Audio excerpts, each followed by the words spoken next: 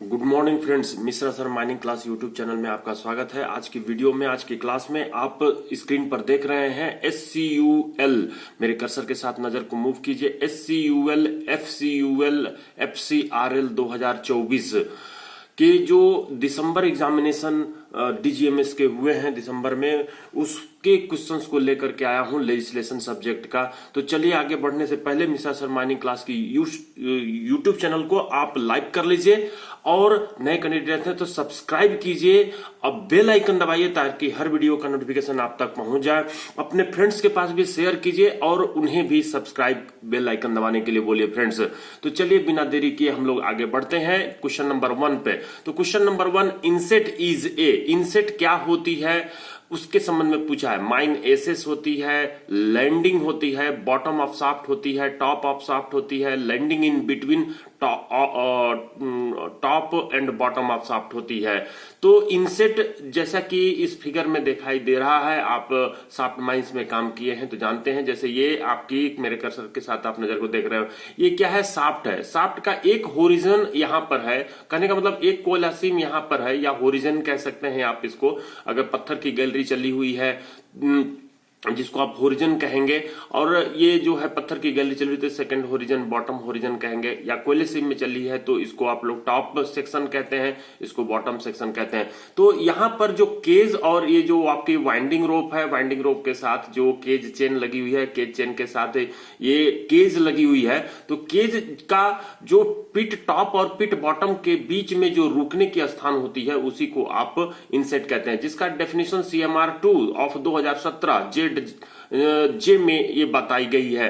INSAT means a landing और platform in a shaft and includes an excavation there from between the top and the bottom of the shaft. इसके संबंध में यहां पर आपको other I definition from statute, कहने का मतलब जो भी स्टेच्यूट में, जैसे आपका माइंस एक्ट 1952 हुआ, स्टेच्यूट का मतलब मैं बताना चाह रहा हूं कि स्टेच्यूट का मतलब माइंस एक्ट 1952 हुआ, या माइंस रूल 1955 हुआ, या माइंस वोकेशनल ट्रेनिंग रूल 1966 हुआ, या माइंस रेस्क्यू रूल 1985 हुआ, या जो CEAR 2010 या 2023 है, या CMR 2017 है, उनके स्टेच्यूट में दिए हुए जो ABCD के क्रम में जो लेटर्स हैं, उनके यूट्यूब जनरल यूट्यूब में आपकी वीडियो डली हुई है, जिसमें आई लेटर से डला हुआ जो ये वीडियो दिखाई दे रही है। आप इसको जैसे ही ऑन करेंगे तो ये जो है चालू हो जाएगी, और आप इस लिंक को या फिर जो है डेफिनेशन ऑफ इनसेट जब आप बोलेंगे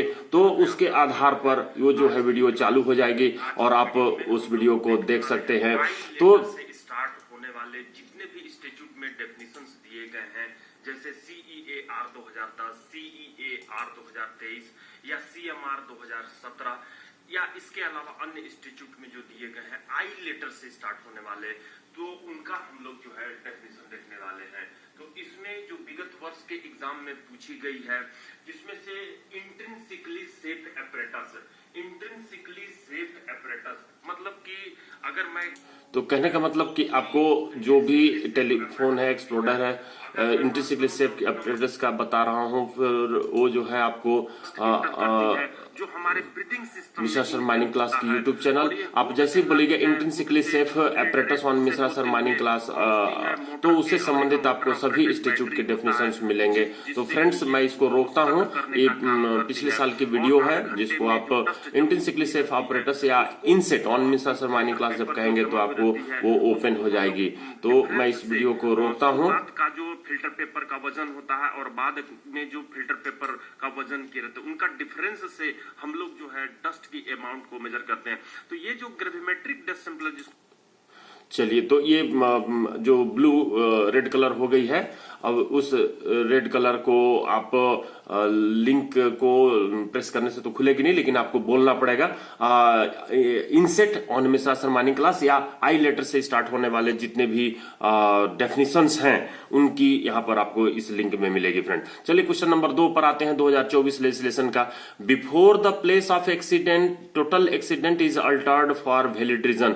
वैलिड रीजन के लिए जो अल्टर्ड की जाती है प्लेस ऑफ एक्सीडेंट को, उसके पहले कुछ किया जाता है। क्या किया जाता है, कभी भी अपने माइंस के आसपास अगर एक्सीडेंट होती है तो उसको उस जगह के एविडेंसेस को बदलना नहीं रहता, जिसके संबंध में CMR 251 का रेगुलेशन में दिया हुआ है, CMR 2017 का। क्या इसमें ऑप्शन है, देखते हैं। Accident site should be shown to trade union leader. तो ट्रेड यूनियन लीडर को शोन करने के लिए एक्सीडेंट साइट को रखा जाता है क्या, वैलिड रीजन ये है क्या। बी नंबर में देखिए, a sketch of site illustrating the accident relevant details should prepared and signed by the manager manager या ACM surveyor comma workman inspector और where there is no workman's inspector by a work person present at the place of accident, SO मतलब safety officer. तो एक sketch जो है, आप accident के place को अगर फेरबदल करना चाहते हैं तो उसमें आपको उसके रिलेवेंट डिटेल को एक स्केच तैयार करके रखनी होगी, जिसमें कि मैनेजर या असिस्टेंट मैनेजर दोनों में से किसी का साइन होगा, या फिर सर्वेयर, उसके साथ सर्वेयर की साइन होगी ही, दूसरे पर्सन जो कहलाए जो साइन करेंगे वो सर्वेयर की होगी, वर्कमैन इंस्पेक्टर की होगी तीसरी पर्सन। अगर वर्कमैन इंस्पेक्टर नहीं है तो उस जगह पर जो वर्कर प्रेजेंट है उनकी साइन होगी, और चौथे नंबर पे जो है सेफ्टी ऑफिसर की साइन होगी। तो इस तरह से मैनेजर, सर्वेयर, वर्कमैन इंस्पेक्टर और SO 4 लोगों की उस स्केच पर साइन होगी जो एक्सीडेंट प्लेस का स्केच तैयार हुआ है। अब देखिए, sketch should be supported by photograph of the place of accident. तो वो जो एक्सीडेंट का प्लेस है उसका फोटोग्राफ उस स्केच के सपोर्ट में लगाया जाएगा, रखा जाएगा। तो यहां पर आपको दिखाई दे रही है कि वैलिड रीजन यही हो सकती है कि अगर आपको किसी विशेष कारण से, जो अगली प्रश्न आने वाली है उसमें विशेष कारण बताई गई है, पूछी भी गई है 2024 के एग्जामिनेशन में, तो B और C आपको दिखाई दे रही है। ऑल ऑफ द एबव तो हो नहीं सकती, जो कि accident should be shown the trade union leader को दिखाने की जरूरत है। तो यहां पर आंसर अभी छिपी हुई है, लेकिन आंसर D होगी। आप ये जो आपको दिखाई दे रही है डी नंबर आंसर, तो डी नंबर को टिक लगाइए और आगे बढ़ते हैं फ्रेंड्स। तो आगे जो आपकी प्रश्न है, जो एक्सीडेंट की प्रश्न ही होगी, जो कि बताए हैं कैंडिडेट 7 से 10 प्रश्न पूछी गई है 2024 के एग्जामिनेशन में। तो उस पर आने से पहले ये देखिए, यहाँ पर आपको दिखाई दे रही है new batch start online offline class on Mishra sir mining class on from 2/1/2025 से चालू है। कॉन्टेक्ट नंबर दिखाई दे रहे 9308063055। Class video also available after class, मतलब कि अगर किसी कारण से ड्यूटी के चलते या अन्य किसी कारण से क्लास नहीं कर पाते हैं तो क्लास की वीडियो क्लास के बाद आपको अवेलेबल की जाएगी। विनिंग एंड वर्किंग की class Thursday Friday Saturday 6 PM to 8 PM के बीच में है। वेंटिलेशन का थर्सडे फ्राइडे सैटरडे 8 PM से 10 PM के बीच में है। लेजिस्लेशन का Monday Tuesday Wednesday 6 PM to 8 PM है। ओवरमैन मशीनरी का मंडे ट्यूसडे वेडनेसडे, ओवरमैन का 6 AM to 8 AM है, एंड मशीनरी का 8 PM to 10 PM है friends.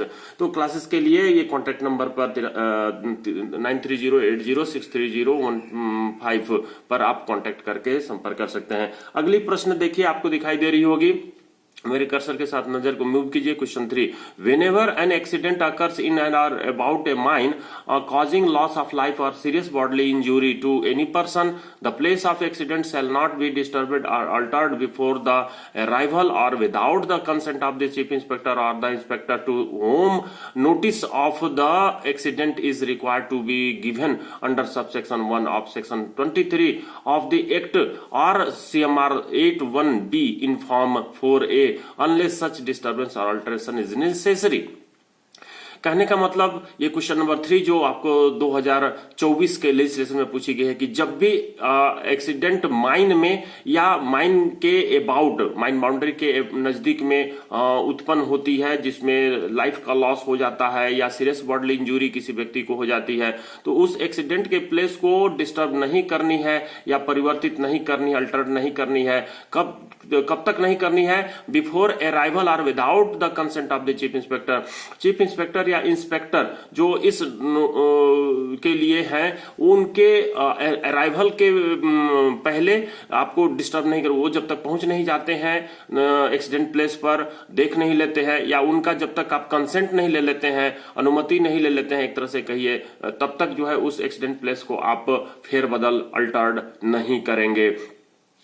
To whom notice of the accident is required to be given under subject, जिसको हम notice जो है देते हैं माइंस एक्ट 1952 का सेक्शन 23 के तहत या कोल माइंस रेगुलेशन 2017 का 81B के तहत इन फॉर्म 4A 81B के तहत इन फॉर्म 4A, जब 81B को आप देखेंगे तो यहां पर आपको फॉर्म 4A में किसकी चर्चा की गई है उसको मैं अगले पेज में शेयर करके बताता हूं फ्रेंड्स। 81B में किसकी की गई है। अनलेस सच डिस्टर्बेंस और अल्टरेशन, जब तक कि वो जरूरी ना हो, अल्टरेशन करना या डिस्टर्बेंस उस जगह को करना जरूरी ना हो।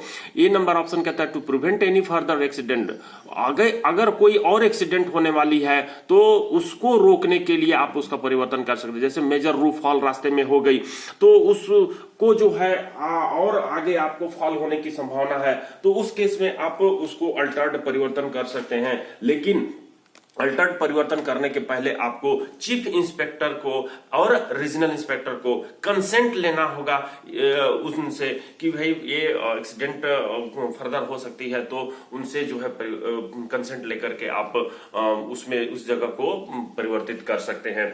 तो यहाँ पर जो आपको स्क्रीन में दिखाई दे रही है आपको एक पिक्चर, एक ड्राइंग, एक स्केच, जिसमें कि ये एक्सीडेंट बीसीसीएल के माइंस में हुई है, जिसमें कि ब्लॉक 2 जो एरिया है किसका, बीसीसीएल का एरिया एक्सीडेंट ऑन 23/12/2023 में ये हुई थी इवनिंग के समय में। ये हॉल रोड था, हॉल रोड पर्याप्त चौड़ाई की थी, 2.5 मीटर का यहाँ पर साइड से 2.5 मीटर की दूरी पे सीआईएसएफ वैन खड़ी थी और सीआईएसएफ वैन के बगल में यहाँ पर एक और लाइट व्हीकल खड़ा था।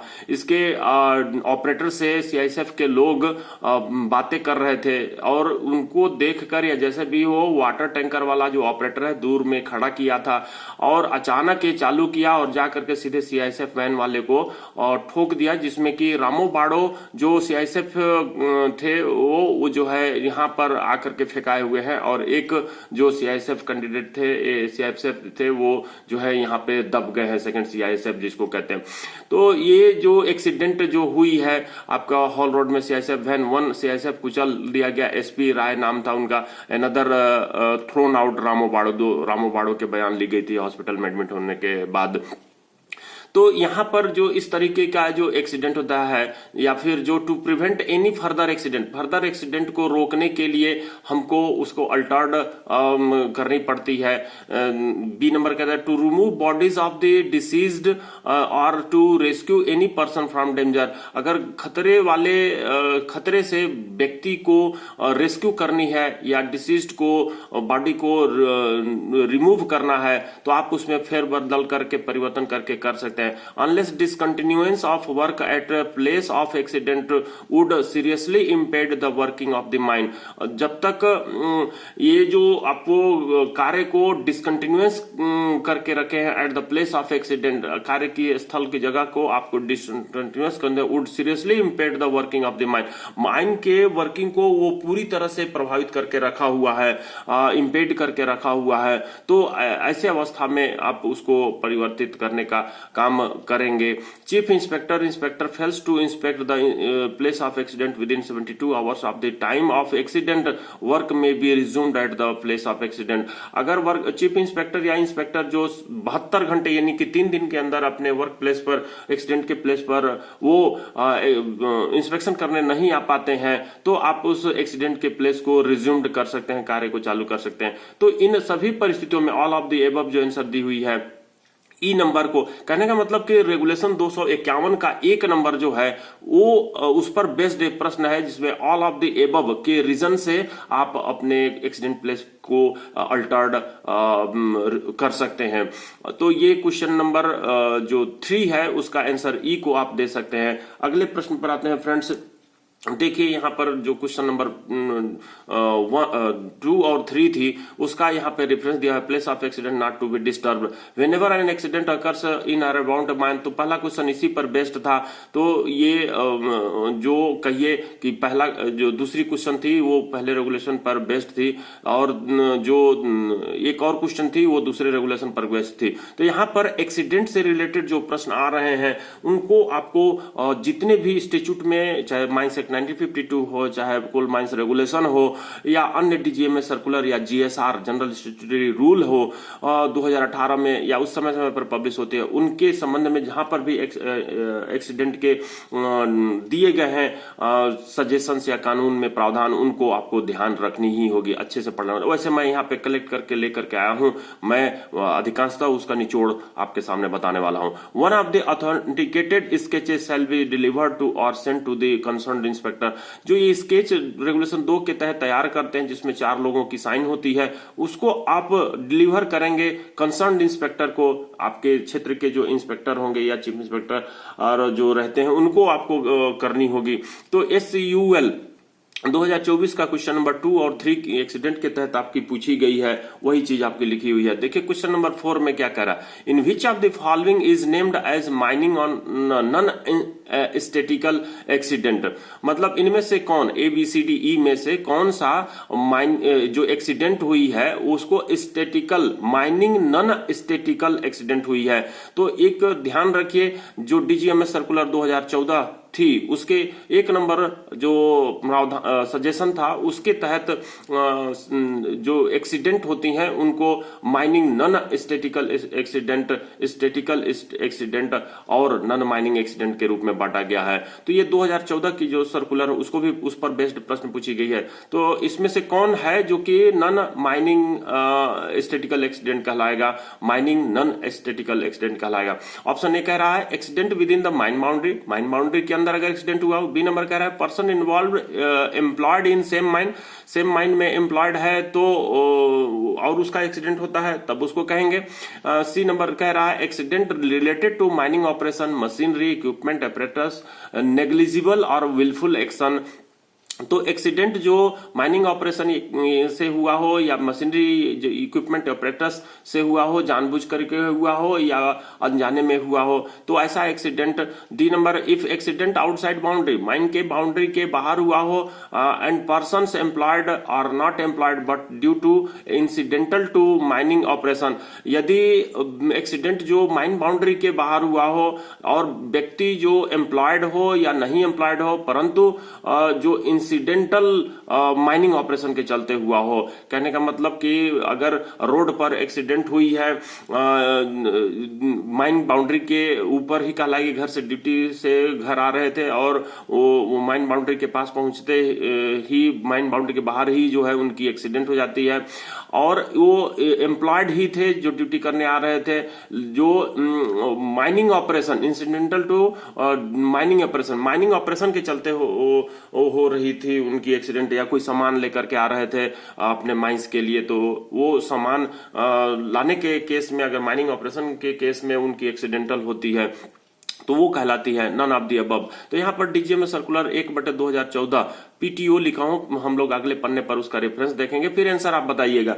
तो यहाँ पर देखिए ये टाइप ऑफ एक्सीडेंट, ये जो क्राइटेरिया, मेरे कर्सर के साथ नजर को मूव कीजिए, criteria to determine the accident, mining statical, mining non statical और नॉन माइनिंग एक्सीडेंट। तो ये जो आपको DGMS सर्कुलर 1/2014 का दी हुई है, पूरे डिटेल में आप पढ़ करके समझ सकते हैं, उसका मैं सार यहाँ पर ला करके रखा हूं कि किसको क्या कहा जाएगा। तो यहाँ पर टाइप ऑफ एक्सीडेंट में देखिए पहले जो रोमन लेटर में लिखा हुआ है, on the basis of gravity of injury या डेंजर, जो नेचर का जो डेंजर होती है या इंजुरी होती है उसकी ग्रेविटी कितनी है, उसके आधार पर आप क्लासिफिकेशन किए हैं, जिसमें पहला डेंजरस अकरेंस कहलाता है, दूसरा माइनर इंजुरी कहलाती है, जिसमें दिख रहा है आपको कि 24 घंटे से अधिक अगर आप अनुपस्थित होने के लिए मजबूर हुए हों, ऐसा चोट जिसमें कि आप 24 घंटे से अधिक समय के लिए अनुपस्थित होने के लिए मजबूर हुए हों, या 72 घंटे से कम के लिए हो तो वो माइनर इंजरी कहलाता है। रिपोर्टेबल इंजरी माइंस एक्ट 1952 के डेफिनेशन में दी हुई है कि ऐसा चोट जिसके कारण से घायल व्यक्ति 72 घंटे या उससे अधिक समय के लिए अनुपस्थित रहने के मजबूर हुआ हो या मजबूर हो सकता है, तो उसको आप रिपोर्टेबल इंजरी कहते हैं। Serious bodily injury, any injury which involves और may involves in all probability of permanent loss of any physical permanent loss of any part of the body और सेक्शन। तो इस तरह से जो सीरियस बॉडली इंजरी होती है, या फ्रैक्चर का टूट हो सकता है, या फिर किसी बॉडी के या पार्ट का जो यूज का टोटल हानि हो सकता है, या सुनने या देखने की क्षमता की हानि हो सकती है, तो उसको आप सीरियस बॉडीली इंजरी में कहते हो। फैटल एक्सीडेंट जिसमें एक से अधिक व्यक्ति आपको डेथ कर जाते हो तो फैटल कहलाता है। डिजास्टर मतलब 10 से अधिक व्यक्ति जब डेथ कर जाते हो तो डिजास्टर कहलाता है। इस तरह से एक्सीडेंट को डेंजर की ग्रेविटी या इंजरी की ग्रेविटी के आधार पर 6 भागों में बांटा गया है। On the basis of place and cause of accident, कहां पर एक्सीडेंट हुई है और किस कारण से एक्सीडेंट हुई है, उस आधार पर यह दूसरा क्लासिफिकेशन है जिसका 2014 सर्कुलर में बताई गई है।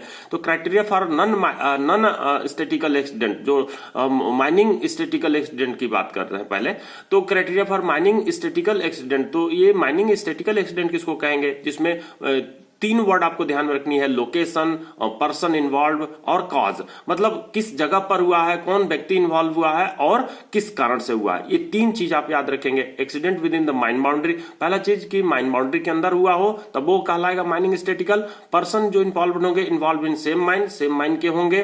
कॉज जो है माइनिंग ऑपरेशन या मशीनरी या अन्य इक्विपमेंट ऑपरेटर्स या नेग्लिजिबल से हो या विलफुल एक्शन से हो, तो ये माइनिंग ऑपरेशन के चलते हुआ हो तब उसको आपको कहना होगा माइनिंग स्टैटिकल एक्सीडेंट। तो ये जो है आपको लोकेशन, पर्सन इन्वॉल्व, कॉज के तहत आपने देखा। अब देखिए criteria for mining non statical accident, इसी के बारे में प्रश्न पूछी हुई है, जिसमें लोकेशन या तो माइन बाउंड्री के अंदर हो, विद इन या आउटसाइड बाउंड्री के अंदर हुआ हो। If with in mine boundary पहला केस है, और इफ आउटसाइड बाउंड्री, तो माइन बाउंड्री के अंदर हुआ हो तो पर्सन नॉट एम्प्लॉयड, वो व्यक्ति नियोजित नहीं है।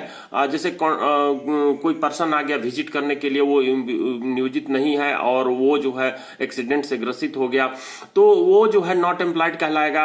और कारण क्या हो सकता है, माइनिंग ऑपरेशन, कोई माइनिंग ऑपरेशन, कोई मशीन चल रही थी उससे दब गया हो, या मशीनरी चल रही थी या ब्लास्टिंग हो रहा था माइनिंग ऑपरेशन, उसके थ्रू से उसको चोट लग गई हो। इक्विपमेंट लग गया हो, जैसे फ्लाई रॉक से आसपास के लोगों को चोट लग जाती है जो कि एम्प्लॉयड नहीं होते हैं, तो वो माइनिंग ऑपरेशन से हो सकती है। या डंपर के चलने से रोड पर जो डंप से लेकर के साइडिंग तक जाती है इक्विपमेंट ऑपरेटर्स, उनके चलते किसी आसपास के लोगों को, अगर गांव वालों को चोट लग जाती है तो वो कारण हो सकती है, या जानबूझ करके हो या नेग्लिजिबल हो, तो ये नॉन स्टैटिकल एक्सीडेंट कहलाएगी, जो बाहर के आदमी है, नॉट एम्प्लॉयड है, यहां पर ध्यान रखना होगा। इफ आउटसाइड बाउंड्री के हैं, मतलब एक्सीडेंट जो हुई है माइन बाउंड्री के बाहर हुआ हो, तो पर्सन एम्प्लॉयड हो या नॉट एम्प्लॉयड हो, इसमें दोनों चलेगी। एम्प्लॉयड भी हो सकता है, आउटसाइड बाउंड्री रोड में ड्यूटी आते समय अगर हुआ हो तो पर्सन एम्प्लॉयड हो, तो आउटसाइड बाउंड्री होने पर भी जो है उसको कंसिडर किया जाता है। इंसिडेंटल टू माइनिंग ऑपरेशन से ड्यूटी आते समय तो वो माइनिंग ऑपरेशन नहीं कहलाएगी, लेकिन जब ऑफिस के काम से या खान के किसी सामान को लाने ले जाने के काम से अगर हुआ है एक्सीडेंट, तो माइनिंग ऑपरेशन के अंतर्गत शामिल किया जाएगा। तो इस तरह से आपने माइनिंग नॉन स्टैटिकल एक्सीडेंट को शामिल किया। Criteria for non mining accident, location, इसमें आउटसाइड माइन बाउंड्री, CMR 8(1) में अबाउट द माइन जो लिखा हुआ है तो माइन बाउंड्री के बाहर की बात होगी। Cause not incident to mining operation, ये माइनिंग ऑपरेशन के चलते नहीं होता है, जो नॉन माइनिंग